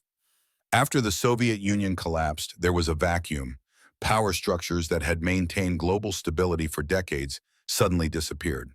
The old rules no longer applied, but the American political system wasn't equipped to adapt quickly enough. He gestured vaguely, encompassing the world beyond the swamp. Congress oversight committees, public opinion, all limitations that prevented necessary actions in a rapidly evolving threat landscape. So Eagle 6 formed to circumvent democratic control of military action. Morgan kept her tone neutral, encouraging him to continue. To ensure American interests could be protected regardless of political constraints. To maintain strategic positioning in regions vital to national security. There was conviction in his voice, the certainty of someone who believed absolutely in their cause. We identified emerging threats before they appeared on official radar. We neutralized destabilizing elements before they could gain traction. We maintained American dominance in a world increasingly hostile to our influence.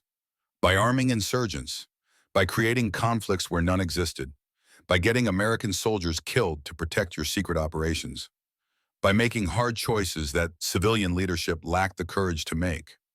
Harlan's expression hardened. Your father understood that in the beginning.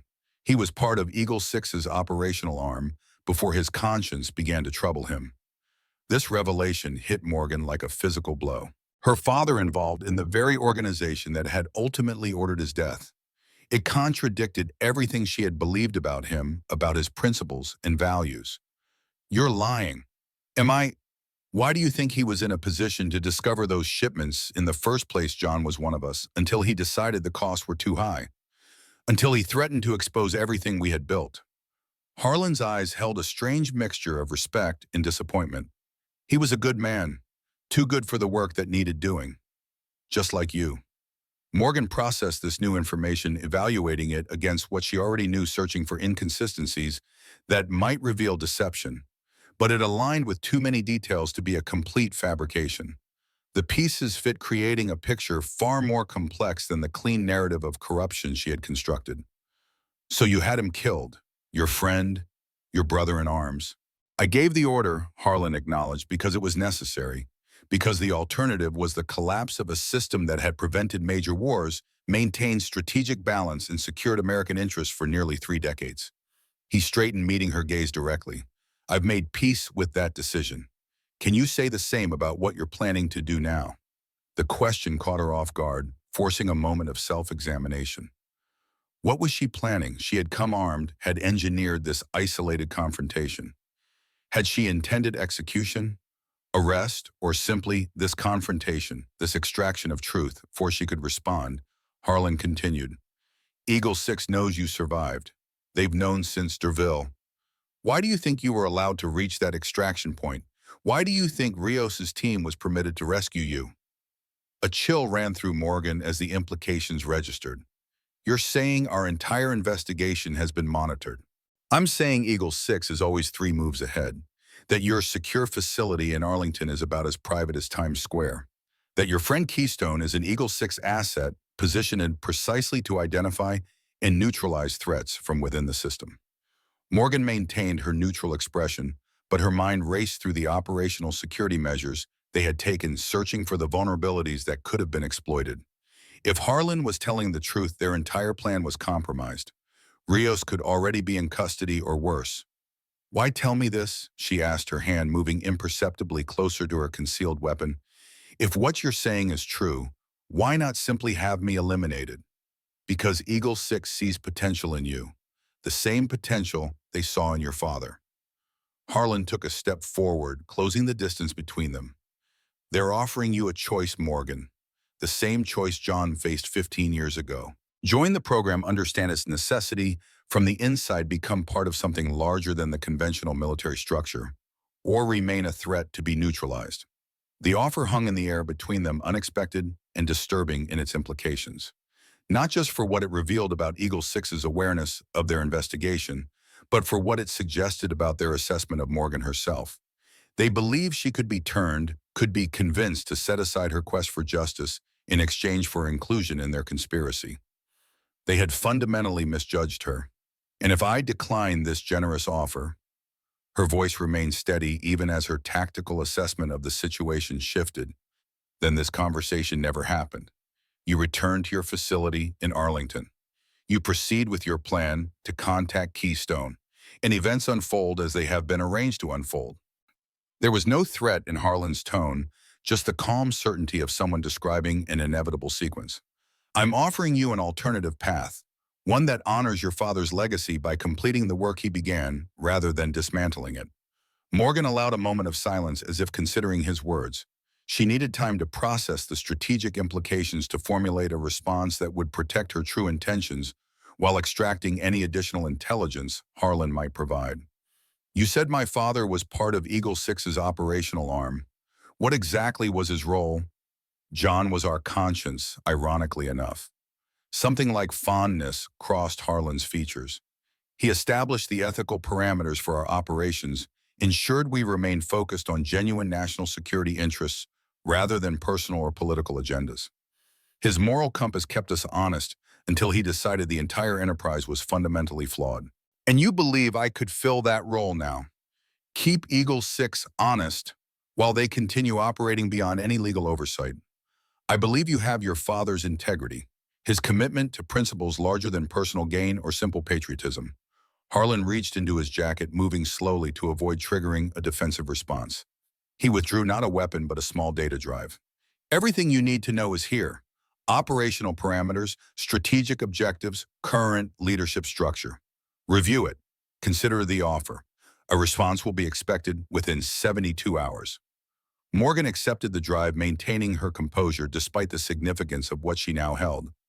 Direct evidence of Eagle 6's existence, possibly including names and operations that could corroborate everything they had assembled. And if my answer is no, then I suggest you disappear permanently.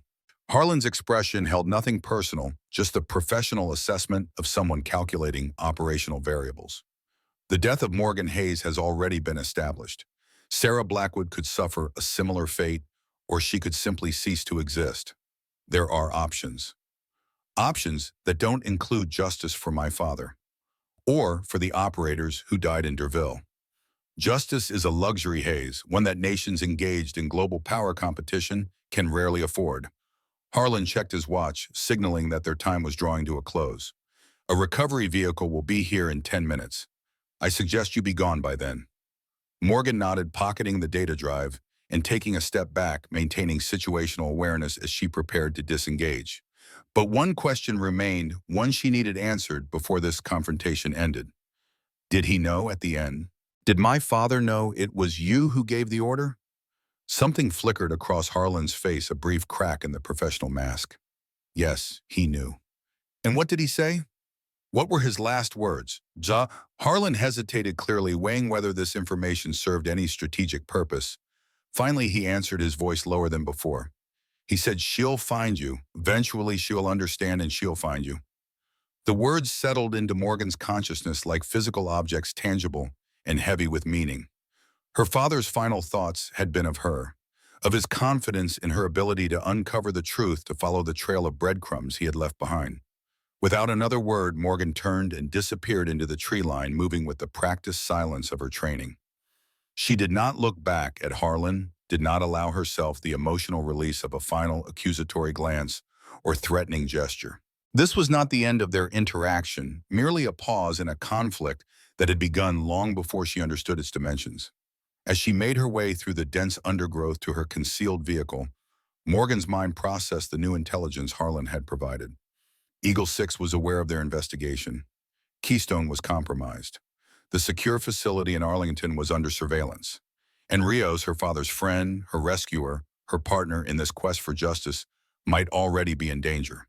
She needed to warn him to adapt their strategy to this new reality. But first, she needed to verify Harlan's claims to determine which elements were truth and which were psychological manipulation designed to derail their investigation. The data drive in her pocket represented both opportunity and risk. It could contain exactly what Harlan had promised: direct evidence of Eagle 6's structure and operations. Or it could be a Trojan horse designed to infiltrate their systems once connected, to track their movements or corrupt their existing intelligence. Morgan reached her vehicle, a nondescript sedan, parked on a maintenance track a quarter-mile from the main road. As she started the engine, her secure phone vibrated with an incoming message.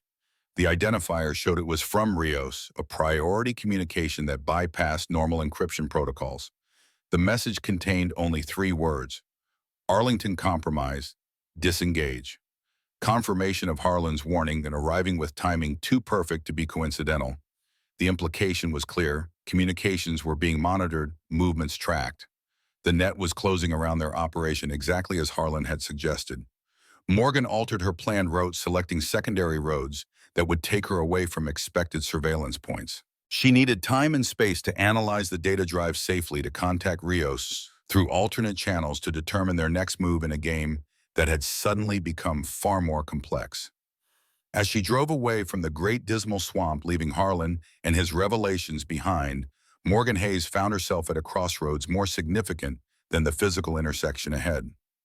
The path to justice for her father had revealed itself to be more labyrinthine than she had imagined, the moral calculations more nuanced, the enemies more embedded in the very systems she had sworn to protect. But one truth remained constant, unchanged by Harlan's justifications or Eagle 6's manipulations. Her father had stood against a corruption of power that threatened the foundational principles of the country he served. He had paid the ultimate price for that stand, and now the responsibility for completing his mission had passed to her. Morgan Hayes was officially dead. Sarah Blackwood was compromised. But the daughter of John Hayes was very much alive, and she had made a promise over her father's flag-draped casket 15 years ago, a promise to find the truth no matter where it led or who it implicated.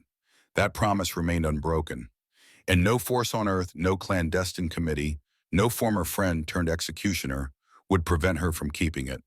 The road stretched ahead empty in the early morning light. Morgan Hayes drove toward an uncertain future, carrying with her the weight of the past and the determination to ensure that those who had been left for dead would have their reckoning. They had made a fundamental miscalculation. You can't kill someone who was already trained to die, and you definitely can't abandon someone who never learned the meaning of surrender. 3 days later, in a motel room 50 miles outside of Washington, D.C., Morgan sat before a secure laptop examining the contents of Harlan's data drive. She had taken every precaution: air gap system, proxied connections, physical isolation from any network that could be compromised. What she found confirmed her worst suspicions while simultaneously opening new avenues of investigation. The drive contained exactly what Harlan had promised: organizational charts, operational parameters, mission histories, and financial structures. Eagle 6 laid bare in digital form a conspiracy documented by its own architects. But it also contained something unexpected: a personal file labeled simply John Hayes, containing documents and recordings that painted a more complex picture of her father's involvement than Harlan had suggested. John Hayes had not been a willing participant in Eagle 6. He had been recruited under false pretenses, brought into what he believed was a legitimate oversight committee tasked with ensuring ethical compliance in special operations. Only after months of service did he discover the true nature of the organization: not a check on power, but a parallel power structure operating beyond constitutional constraints. And once he understood, he had begun collecting evidence, building a case not just against individual operations, but against the entire concept of Eagle 6's existence, planning to bring it all down through proper channels: an Inspector General, Congress, ultimately the American people. Morgan read her father's assessments, his growing horror at what was being done in the name of national security, his determination to restore the democratic oversight that Eagle 6 had systematically undermined. His words, preserved in these private files, aligned perfectly with the man she had known: principled, unwavering, committed to the oath he had sworn to support and defend the Constitution. The final entry, dated 3 days before his death, revealed that he had made contact with a journalist, arranging to transfer his evidence to someone who could ensure its publication regardless of military or intelligence community intervention. That meeting had never occurred. Instead, John Hayes had died in enemy action near Fallujah. His evidence presumably lost, his threat to Eagle 6 neutralized, except for one crucial detail that neither Harlan nor Eagle 6 appeared to know. The thumb drive Morgan had found in her father's watch, the original catalyst for her investigation, contained not just fragments, but a complete backup of his evidence: insurance against exactly the fate that had befallen him. For 15 years, she had possessed the means to expose Eagle 6. She simply hadn't understood what she held or how to use it effectively. Now, with the additional context provided by Harlan's files, the full picture emerged. Eagle 6 was vulnerable not through conventional military or legal channels, but through exposure. Their power derived from secrecy, from operating in shadows beyond public awareness or political accountability. Morgan closed the laptop, her course clear: not confrontation, but revelation; not justice through official channels, but truth delivered directly to the American people. The same strategy her father had been pursuing before his assassination. Her secure phone, the one not compromised by Eagle 6 surveillance, contained a single contact labeled only with an alphanumeric code. Rios had provided it as a last resort, a connection to be used only if all other options failed. If everything goes wrong, he had told her, this person can ensure the truth reaches the public. No filtration, no suppression, no control by the very systems we're trying to expose. Morgan activated the phone, connecting to the secured line that would link her to this final contingency. The call connected after 3 rings, answered without greeting or identification. "I need to arrange a meeting," Morgan said simply. "I have evidence regarding Eagle 6 operations and the assassination of naval special warfare operators to prevent exposure." The voice that responded was female, professional, with the precise diction of someone accustomed to public speaking. Verification phrase: "The ghost never surrendered." A pause, brief but noticeable. "Confirmed. Location will be transmitted to this device within 1 hour. Come alone. Bring digital and physical copies of all evidence. Assume maximum surveillance en route." The call ended abruptly, leaving Morgan with the echo of those final instructions. Maximum surveillance. Eagle 6 would be watching, would be anticipating her move from the moment she left the motel. But they had underestimated her from the beginning, had assumed that leaving her for dead in Derville would be the end of their problem, had failed to recognize that in creating an operator like Morgan Hayes trained in every aspect of evasion, infiltration, and survival, they had created the perfect adversary for their organization. She gathered her equipment, ensuring multiple backups of the evidence existed in formats that could survive interception of any single copy, the original thumb drive from her father's watch, Harlan's comprehensive files, Rios's accumulated intelligence. Together they formed an irrefutable case against Eagle 6, one that no amount of denial or classification could suppress once released to the public. As she prepared to depart, Morgan's thoughts returned to her father's final words as reported by Harlan. "She'll find you. Eventually she'll understand and she'll find you." John Hayes had placed his faith in his daughter, in her determination and capability. He had left a trail for her to follow, breadcrumbs that had led her through 15 years of uncertainty to this moment of clarity. She would not fail him, would not fail the operators who had died in Derville, sacrificed to protect a system that had corrupted the very principles it claimed to serve, would not fail the country that both she and her father had sworn to defend against all enemies, as foreign and domestic. Morgan Hayes checked her weapon, secured the evidence, and prepared to complete the mission her father had begun. Eagle 6 had created ghosts in their pursuit of power beyond accountability. Now those ghosts were returning to ensure that the truth would no longer remain buried. They had left her for dead on a beach that didn't exist on any map. Their mistake. Their final fatal miscalculation. Because you can't kill someone who was already trained to die, and you definitely can't abandon someone who never learned the meaning of surrender. The Washington Post headline read simply, "Shadow Wars, Unauthorized Military Operations Exposed." The subheading was equally direct, 20-year Pentagon Black Ops program operated without congressional oversight.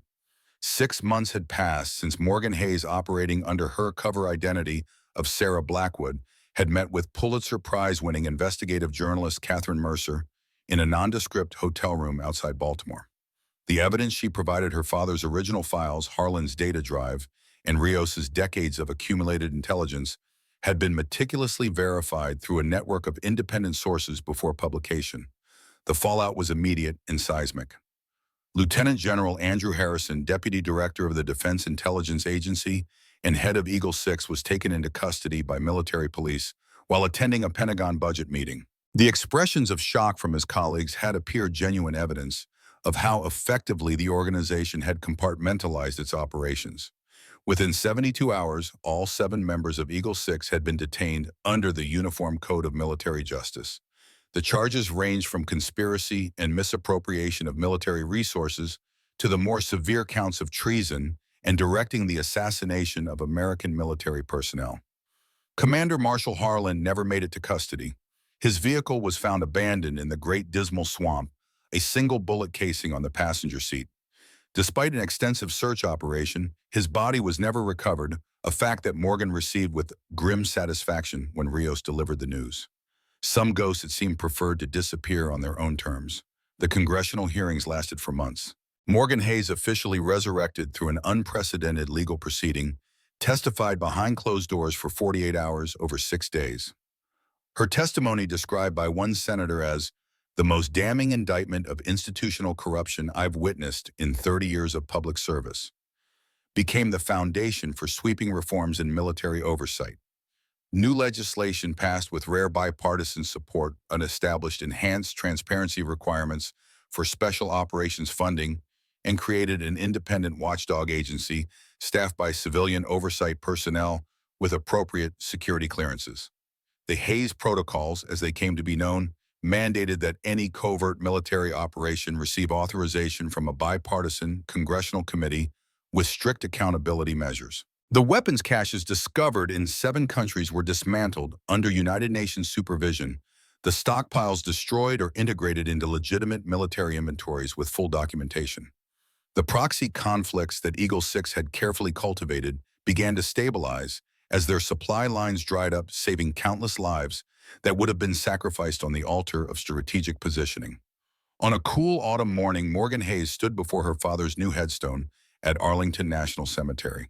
The original marker had been removed, replaced with one that bore not just his name and rank, but also the Presidential Medal of Freedom, awarded posthumously for his efforts to expose corruption within the military command structure.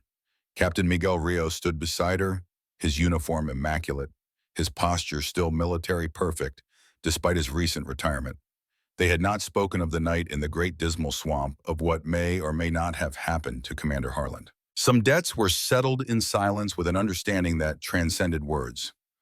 Your father would be proud, Rios said quietly, watching a formation of Navy jets pass overhead in the missing man formation part of the ceremony rededicating John Hayes's grave. Morgan nodded, feeling a sense of completion that had eluded her for 15 years. He left breadcrumbs, she replied. All I did was follow them to their logical conclusion.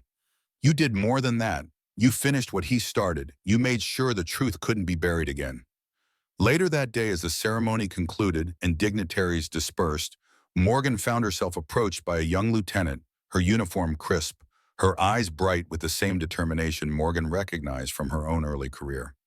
Chief Hayes, the woman said, offering a sharp salute. Lieutenant Rebecca Lawson, ma'am. I just wanted to thank you personally.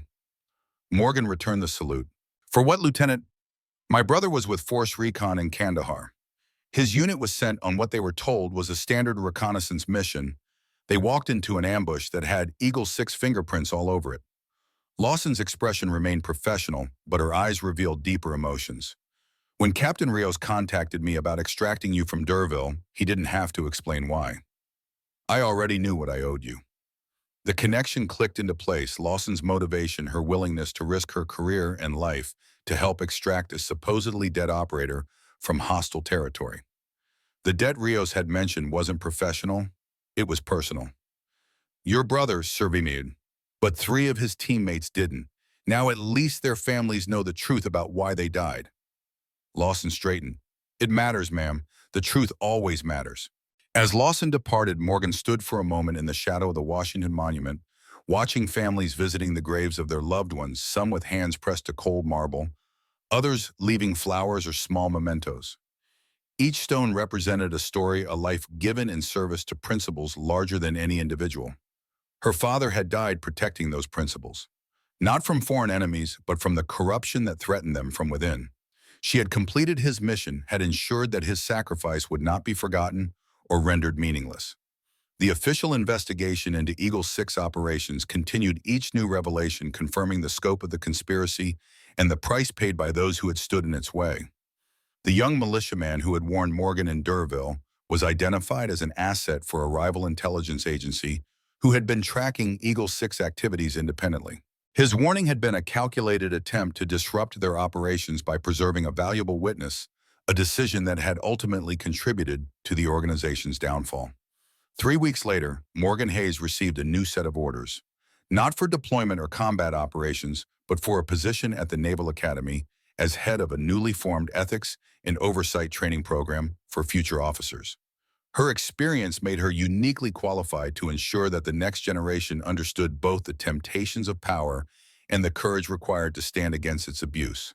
She accepted the position with a sense of purpose that transcended personal ambition. The system had been broken, had been corrupted by those who believed that ends justified any means. Now she would help rebuild it, would help instill the values that had guided her father's final actions. The plaque on her new office door bore a simple inscription beneath her name and rank. You can't kill someone who was already trained to die. You can't abandon someone who never learned the meaning of surrender. Words that had once been her personal mantra now transformed into a reminder for every future officer who passed through her program. A testament to the resilience of those who refused to be left for dead, whether on distant beaches or within the corridors of power. Morgan Hayes had returned from D'Urville, not just as a survivor, but as a reckoning. And in that reckoning, she had found not just justice, but redemption for her father, for herself, and for the principles they had both sworn to defend. The ghost had completed her mission. And some ghosts, it turned out, changed the world before they faded back into legend.